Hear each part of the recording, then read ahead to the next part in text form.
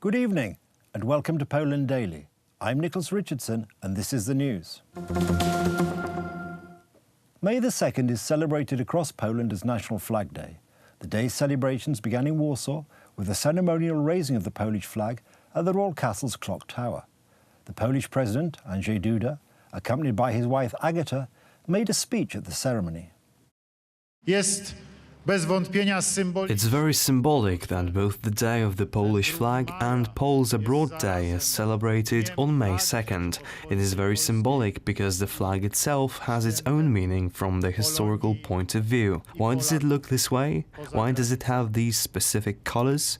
Thanks to the Krakow Chorągiew Krakowska Polish Scouting and Guiding Association, which banner, a white eagle on a red background, is most associated with the Polish tradition. The banner fluttered over the knights and led them into battles to help them for centuries defend the Kingdom of Poland and then the Republic of Poland.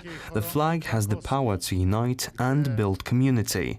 This is the tradition. Na czerwonym tle był biały orzeł, naszego chyba najgłębiej wpisanego w polską tradycję sztandaru. Polish National Flag Day was introduced by the Act on the Polish Coat of Arms, Colours and the Hymn issued on 20th of February 2004.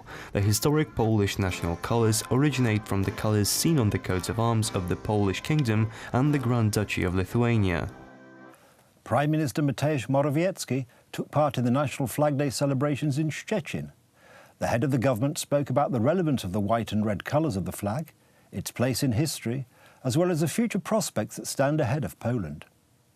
Te barwy biało-czerwone, nasza flaga. These white and red colours, our flag. This is the past, the present and the future.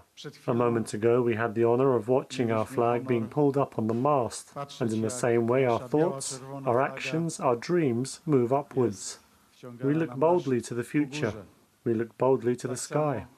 There we see our fate is written. There we see the greatness of Poland. Originally, the colour of the Polish army, the colour of the Republic of Poland, was scarlet, seen as the noblest of colours, because we are the bravest and most noble nation. The centre of the national cockade is white. There is purity, there is nobility.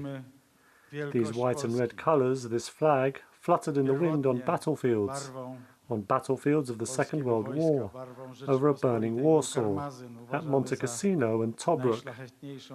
It always determined our future and guided us. During a ceremony at the presidential palace today, the President of Poland, Andrzej Duda, announced the nominations of 4 new army generals. In his speech, the President emphasised the fact that Poland is well on the way to modernising its army. The ceremony was also attended by, amongst others, the Marshal of the Sejm, Marek Kuchcinski, the Marshal of the Senate, Stanisław Karczewski, the Minister of National Defence, Mariusz Błaszczak, and the Chief of the General Staff of the Polish Army, General Raymond Andrzejczak.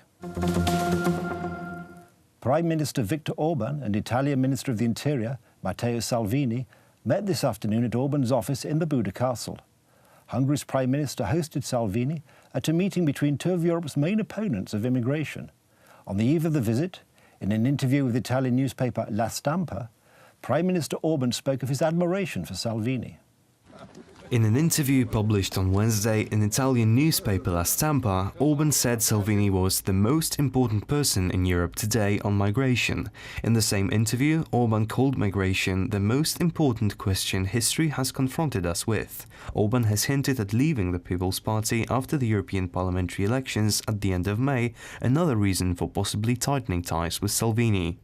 We are ready to take off in a helicopter here in Budapest to fly to the Hungarian border control system for blocking illegal migration.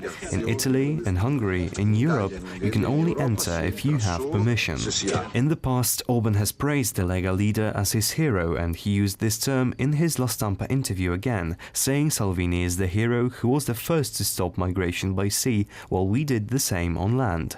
In March, Orban's party, Fidesz, was suspended from the centre-right European People's Party grouping in the EU Parliament, led by an MEP aligned with Angela Merkel's party, following its use of Eurosceptic campaign material in the run-up to the European elections taking place in May.